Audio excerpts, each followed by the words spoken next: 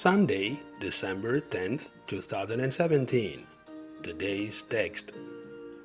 Lord, are you restoring the kingdom to Israel at this time? Acts 1:6. Before Jesus ascended to heaven, his apostles asked above. Jesus' answer showed that it was not the time for them to know when God's kingdom would start ruling. He told his disciples to focus on the important witnessing work that they needed to do. Acts 1:7 and 8. Nevertheless, Jesus taught his followers to look forward to the coming of God's kingdom. So Christians since the days of the apostles have been praying for it to come.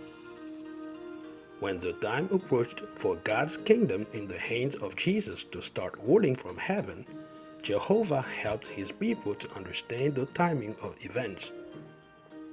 In 1876, an article written by Charles Taze Russell was published in the magazine Bible Examiner. That article, Gentile Times, When Do They End?, pointed to 1914 as a significant year.